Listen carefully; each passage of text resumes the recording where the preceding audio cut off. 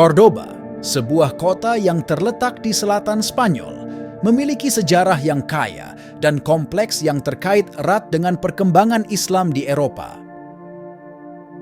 Sebagai ibu kota kekhalifahan Umayyah di Al-Andalus, Cordoba pernah menjadi pusat kebudayaan, ilmu pengetahuan, dan perdagangan yang penting selama abad ke-8 hingga ke-11. Kota ini tidak hanya dikenal karena kemegahan arsitektur dan keindahan alamnya, tetapi juga sebagai tempat di mana peradaban Islam mencapai salah satu puncak kejayaannya. Sebelum kedatangan Islam, Cordoba adalah sebuah kota Romawi penting yang dikenal sebagai Corduba. Didirikan pada abad kedua sebelum Masehi, Cordoba menjadi pusat administratif dan komersial di provinsi Romawi Hispania Ulterior. Setelah jatuhnya Kekaisaran Romawi Barat, kota ini dikuasai oleh Kerajaan Visigoth.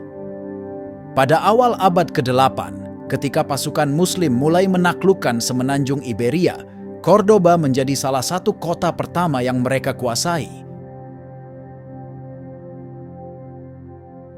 Pada tahun 711 Masehi, pasukan Muslim yang dipimpin oleh Jenderal Tariq Ibn Ziyad menyeberangi Selat Gibraltar dan mulai menaklukkan wilayah-wilayah di Spanyol.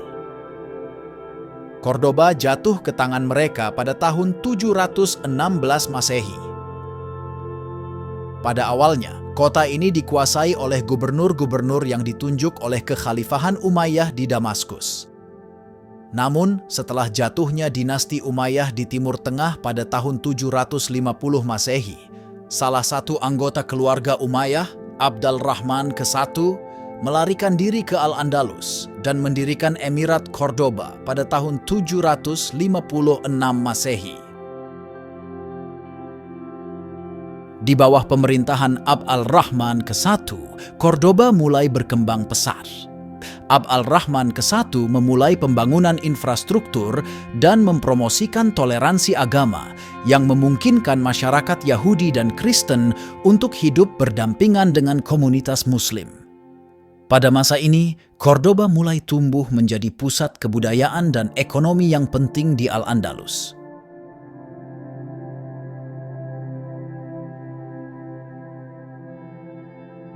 Pada tahun 929 Masehi, Abd al-Rahman III, salah satu keturunan Abd al-Rahman ke-1, mendeklarasikan dirinya sebagai khalifah dan mendirikan kekhalifahan Cordoba. Langkah ini dilakukan untuk menyaingi kekhalifahan-kekhalifahan lain di Timur Tengah dan Afrika Utara, serta untuk memperkuat kekuasaan di Al-Andalus.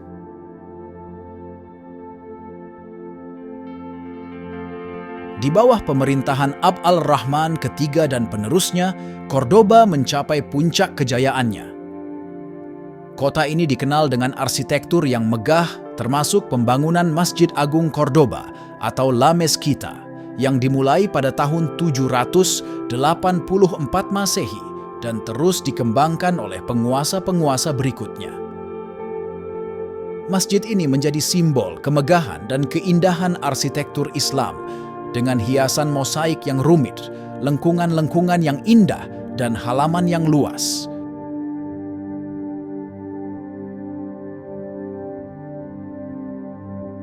Cordoba juga menjadi pusat ilmu pengetahuan dan pendidikan. Khalifah-khalifah Umayyah mendirikan perpustakaan-perpustakaan besar yang mengumpulkan karya-karya dari seluruh dunia Islam dan Eropa. Pada puncaknya, perpustakaan-perpustakaan ini konon memiliki ratusan ribu buku dan manuskrip. Universitas-universitas dan madrasah-madrasah di Cordoba menarik para cendekiawan dari berbagai belahan dunia, termasuk ilmuwan, filsuf, dokter, dan penyair. Salah satu tokoh penting yang muncul dari Cordoba pada masa ini adalah Ibnu Rushd atau Averroes, seorang filsuf dan dokter yang karya-karyanya memiliki pengaruh besar di dunia Islam dan Barat. Karya-karya Ibnu Rushd dalam filsafat Aristotelian membantu memperkenalkan dan mempertahankan ajaran-ajaran Aristoteles di Eropa, yang kemudian menjadi dasar bagi perkembangan filsafat skolastik di abad pertengahan. Salah satu ciri khas pemerintahan Umayyah di Cordoba adalah tingkat toleransi dan koeksistensi antara berbagai komunitas agama. Muslim, Kristen, dan Yahudi hidup berdampingan di bawah pemerintahan yang relatif toleran, yang memungkinkan kerjasama dan interaksi budaya. Komunitas Yahudi khususnya mengalami masa kejayaan intelektual di Cordoba dengan tokoh-tokoh seperti Maimonides atau Ibnu Maimun yang karyanya dalam bidang filsafat, kedokteran, dan hukum Yahudi sangat berpengaruh.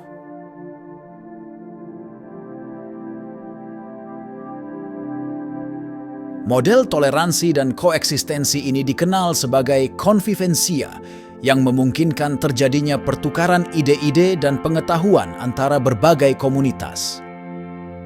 Keberagaman ini memperkaya kehidupan intelektual dan budaya di Cordoba, menjadikannya salah satu pusat kebudayaan terpenting di dunia pada masa itu. Meskipun Cordoba mencapai puncak kejayaannya pada abad ke-10, masa-masa kemakmuran ini tidak berlangsung lama.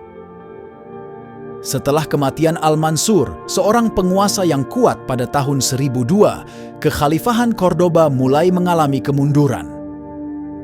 Pertikaian internal, pemberontakan, dan fragmentasi politik melemahkan kekhalifahan yang akhirnya runtuh pada tahun 1031.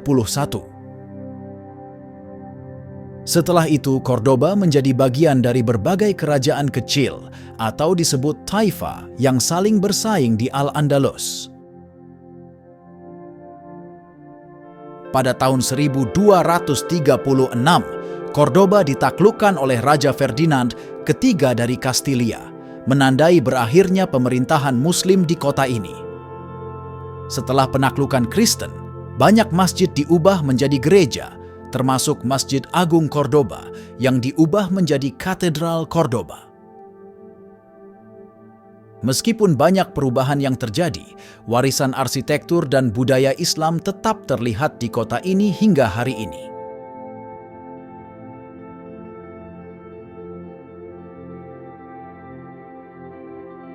Warisan Islam di Cordoba masih sangat terasa hingga hari ini, baik dalam arsitektur, budaya, maupun kehidupan sehari-hari.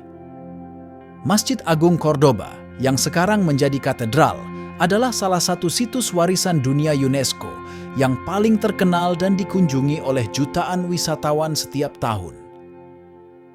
Struktur bangunan ini mencerminkan keindahan arsitektur Islam dengan lengkungan-lengkungan berbentuk tapal kuda, mosaik yang indah, dan halaman yang luas. Selain Masjid Agung, terdapat banyak situs bersejarah lain yang menunjukkan warisan Islam di Cordoba, seperti Istana Madinat Al-Zahra yang dibangun oleh Abd al-Rahman III sebagai pusat pemerintahan dan simbol kekuasaan kekhalifahan. Meskipun sebagian besar istana ini sekarang dalam keadaan reruntuhan, sisa-sisa yang ada memberikan gambaran tentang kemegahan dan keindahan arsitektur pada masa itu. Komunitas Muslim di Cordoba saat ini juga terus berupaya mempertahankan dan mempromosikan warisan budaya mereka. Meskipun minoritas, komunitas ini aktif dalam kegiatan budaya dan agama, serta berpartisipasi dalam dialog antaragama yang bertujuan untuk meningkatkan pemahaman dan kerjasama antara berbagai komunitas di kota ini.